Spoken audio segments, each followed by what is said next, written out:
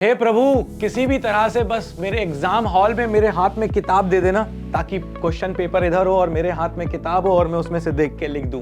अगर आप ऐसा सोच रहे हो, भगवान से कह रहे हो भगवान ऐसा कर दो, भगवान ने ऐसा कर दिया है और सीबीएसई के दिमाग में ये बात डाल दी गई है। क्या सोचा है सीबीएसई ने, कैसे क्या करने वाले हैं, उसके लिए ये पूरा वीडियो देखना बहुत ज्यादा जरूरी है।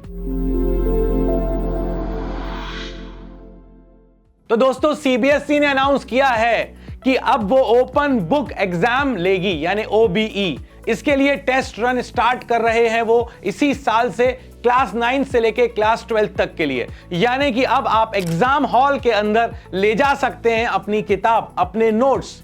मगर ध्यान से, क्या ध्यान रखना है वो सब बताता जाऊंगा इस वीडियो के अंदर। पहले एक एक करके समझते हैं कि एक्चुअली में सीबीएसई ने ये किया क्यों है।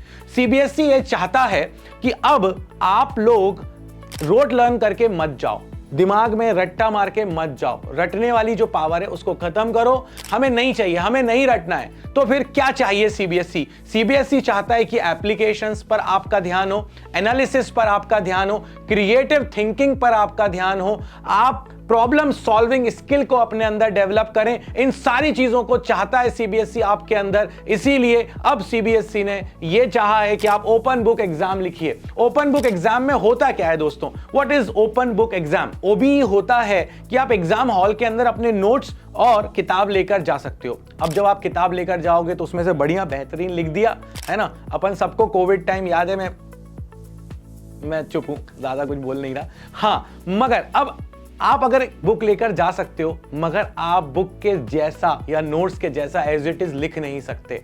अब आपका जो एग्जाम होगा, उस एग्जाम में आपको रेफरेंस के लिए आपके पास बुक है, मगर आपको अपनी लैंग्वेज में उन चीजों को लिखना पड़ेगा।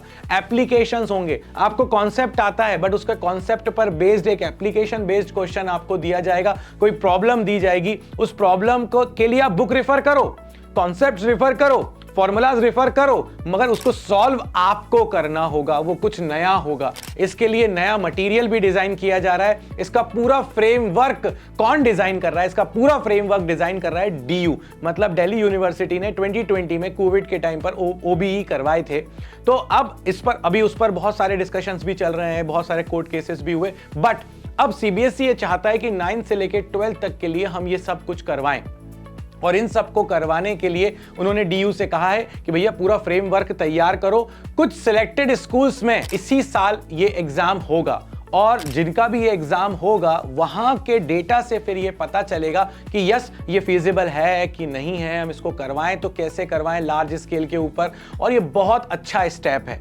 मैं आपसे कहूंगा कि सीबीएसई ने एक बहुत ही शानदार स्टेप लिया है। कारण ये है कि भाई हर इंसान समझ सकता है, मगर इतना सारा डेटा एक बच्चा, मतलब मैं बीइंग अ फिजिक्स मेंटोर, मैं बहुत टाइम से फिजिक्स पढ़ा रहा हूं, तो मुझे डेरिवेशंस याद हो गए, मुझे कॉन्सेप्ट्स दिमाग में बैठ गए हैं। कॉन्सेप्ट्स दिमाग में बहुत टाइम पहले भी बैठ गए थे, मगर जब मैं उनके एप्लीकेशंस पर आता हूं तो आज भी कहीं ना कहीं कई एप्लीकेशंस ऐसे होते हैं जहां सोचना पड़ता है, अच्छा यह ऐसा हो रहा है, यहां ऐसा हो रहा है। और एक्चुअली में कॉन्सेप्ट, हमारा ब्रेन का जो हमारा डेवलपमेंट है, ये सारी चीजें तभी पॉसिबल हैं जब हम लोग सोचें, उस चीज को फील करें। अभी जो एजुकेशन है हमारी, उसमें हम फील करने से ज्यादा इस बात पर ध्यान दे रहे होते हैं कि मुझे लिखना कैसे है, मतलब इतना लिखूंगा, 2 पेज लिखूंगा, 4 पेज लिखूंगा।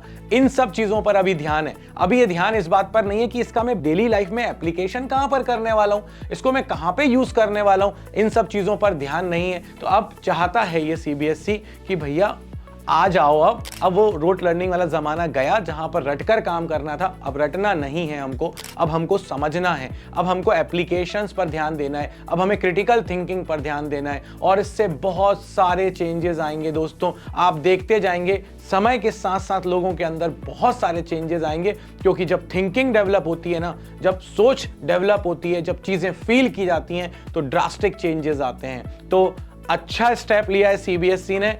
लाइक करो, कमेंट को और शेयर करो इस वीडियो को, ताकि लोगों तक इंफॉर्मेशन पहुंचे कि एक्चुअली में सीबीएसई ने क्या किया है।